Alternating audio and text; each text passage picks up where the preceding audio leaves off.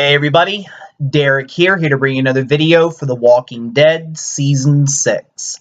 And this is going to be my review for the Season 6 finale, Last Day on Earth. If you do not want to know what happened in this episode and you do not want to be spoiled, exit now or you will get majorly spoiled. Okay.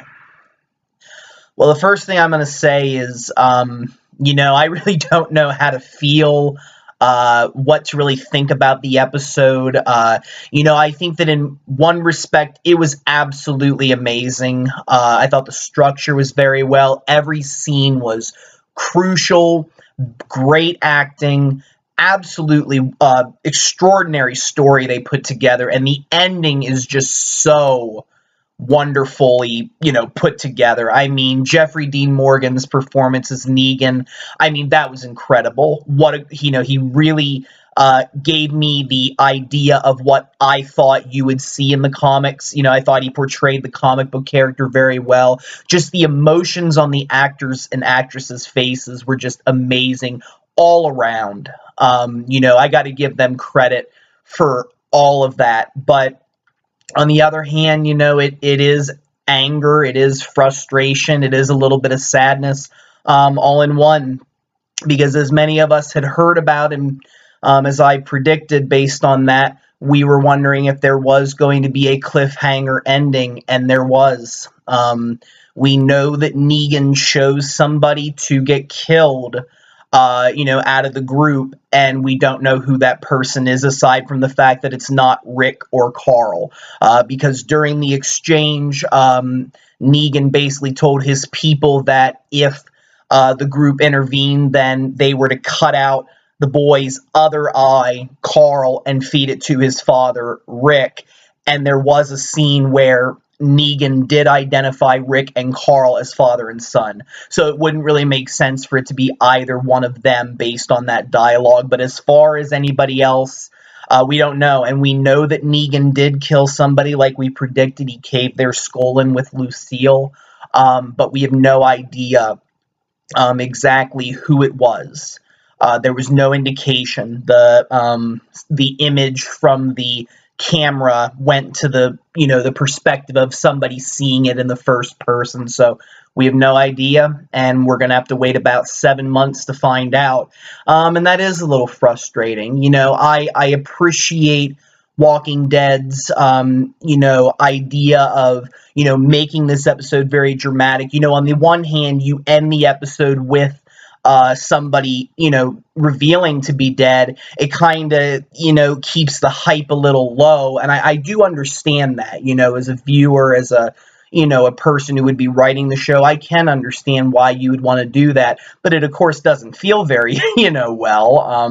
It's definitely anger, that I feel that I'm not going to get to find out. You guys aren't going to get to find out. And, the other thing, too, is, good luck getting a decent trailer for season 7. Unless it involves mostly Negan and Rick, the only other way they're going to be able to have any other scenes would be if they would reveal some people who didn't die, and maybe that would be something they would do, or they film scenes with the dead person, and later reveal, no, they're not alive.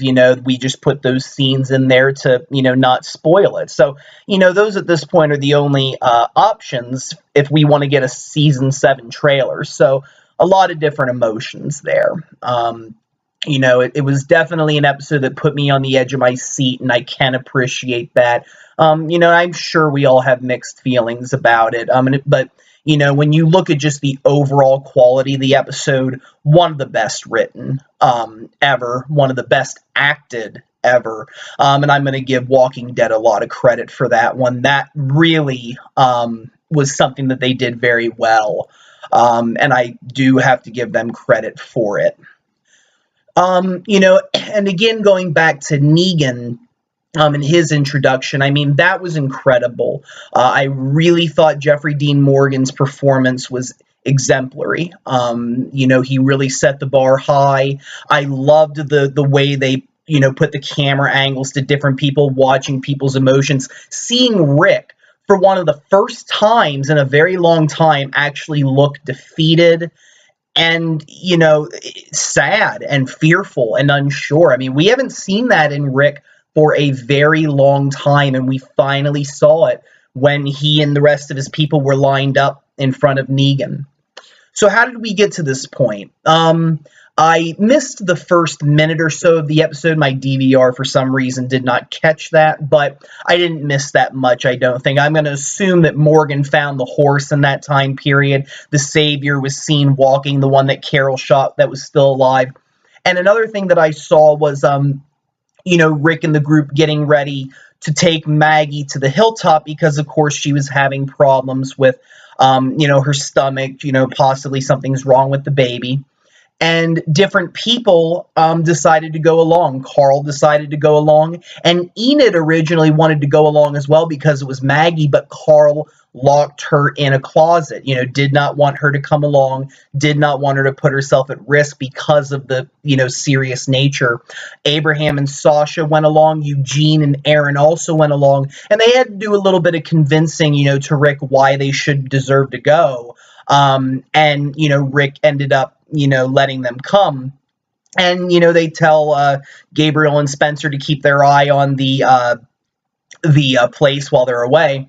They leave, and at different times throughout the episode, they keep running into different obstacles, which are the Saviors. The Saviors are blocking off different roads that would lead to the hilltop. And at different times, Rick and the group would do different things.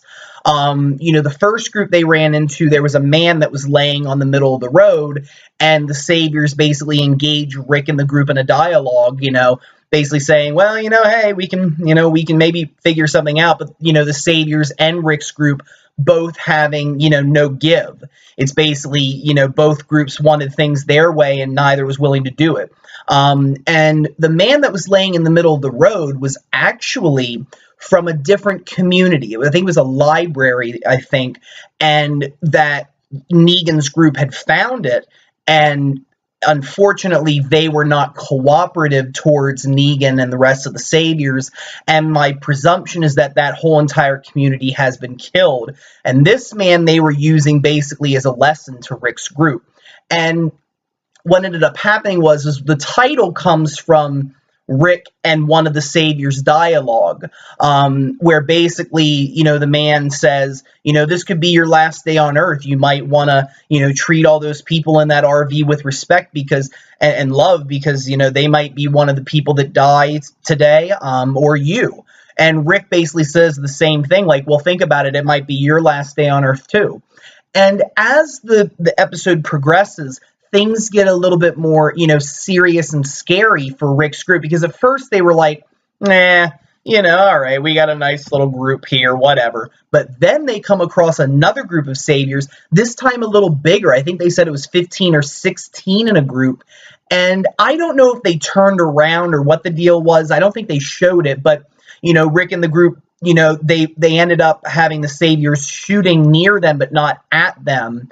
And then at another point, they come to a trap with the chained walkers together and Saviors hiding up in the trees. And when they look at these walkers, they actually see that there are signs of their group members, Daryl, Rosita, Michonne, and Glenn, that had been, captured. One of the walkers had some of Michonne's hair on her, and then another one had an arrow from Daryl's crossbow through it. So the group finally realized, oh, geez, they have our people. And they keep on going, and they even come to an even larger group. And these are different people, these are not the same Saviors. And they end up coming up with a plan after the RV is shot that, Eugene's going to take the RV on his own, and then the rest of the group is going to try to run through the woods to get to the hilltop with Maggie on a stretcher. Well, sadly, they end up running right into the trap.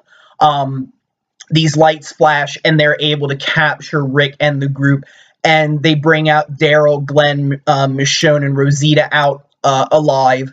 And Daryl, thankfully, at least until the end of the episode, we don't know whether he's, survived, Negan at this point. But his shoulder wound was not fatal. Dwight was correct that Daryl would be fine. And then at that point, it basically devolved into the scene that we talked about earlier in the video about how the group ended up, getting a lecture from Negan like, hey, you guys have been ticking me off. You've been killing my people, and I sent more people to kill your people, and then you killed my people, and yeah, the war's done. He basically says, you guys are going to find out about the New World Order, and the New World Order is you serve me or I kill you. And what ended up happening was earlier in the episode, we kind of got a taste of that because that guy who was from the library, the Saviors end up hanging him from a bridge, I believe, at one point.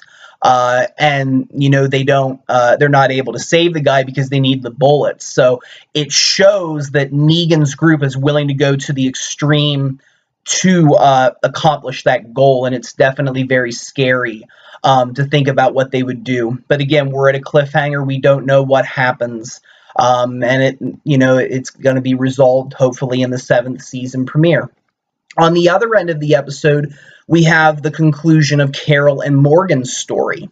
And of course, we know that Morgan was trying to look for Carol, and he ends up finding her outside the library that man was from. That community had been killed, and Carol was found there. She has a knife wound to her abdomen. And Morgan treats her and basically says, well, I'm going to take you back. Carol says she doesn't want to go back. Carol basically tells him, look, Morgan, I can't, go back because, there's consequences to caring about people and loving people. And she kind of says that, in her mind, she feels that she can't have it both ways. She can't be with a group of people and love and protect them without killing. But at the same time, it basically would require her to do that. So by giving up being with people, she thinks that, well, I won't have to be thrown in those situations as much. It's kind of shocking that, after that experience with the Saviors, she doesn't think that being on her own is going to be any better, but she still has that mindset. She basically says it's a challenge, it's a burden that you have by living with people, and I can't do it anymore.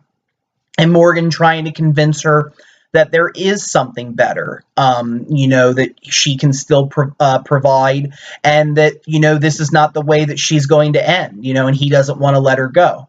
Well, at one point, Carol does end up sneaking off and runs into the Savior, who is also dying. He's losing a lot of blood. And what he decides to do is he tells Carol that he is going to, get his revenge on her and slowly let her die, and turns it into a competition, in a sense, it's a sick competition. But he ends up saying, well, I'm going to watch you die, and we'll see who dies first. And he actually shoots Carol twice during this encounter, once in the arm and once in the leg, because he wants her to suffer. He feels like, well, you killed me, so now I'm going to watch you suffer. And Carol welcomes death. She really was at a point where she could not stand to live any longer. And I think that in a sense, she would welcome death.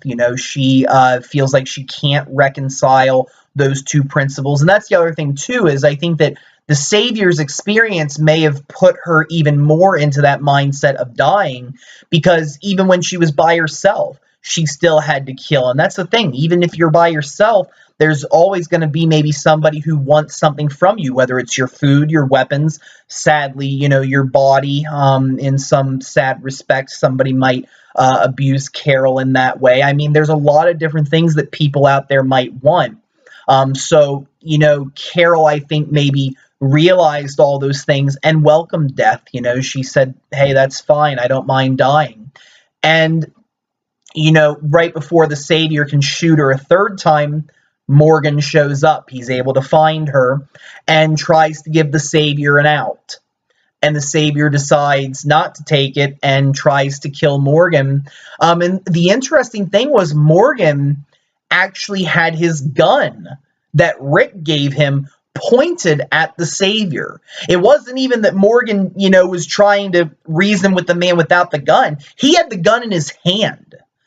which I thought was very significant. It was almost in a sense, Morgan abandoning those principles even earlier, that maybe he had finally understood something that Carol said, which he may have.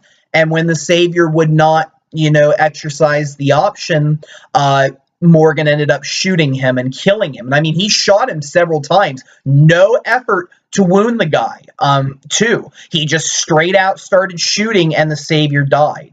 And then what ended up happening was these men come out. They're wearing armor. One of them is the guy that they ran into at the barn.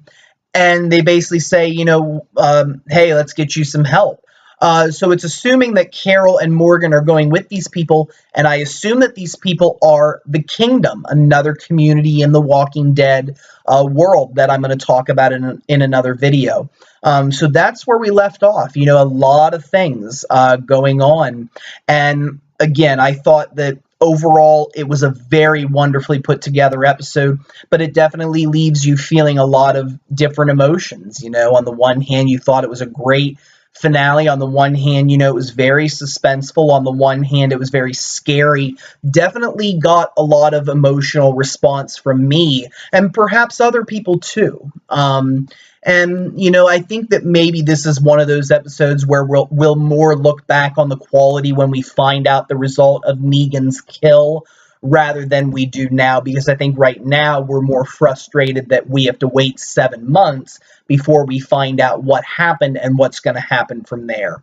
So lots of different mixed emotions, but I thought season 6 was an incredible season. Walking Dead did a very good job with the second part of season 6, and I can't wait for the show to come back in October.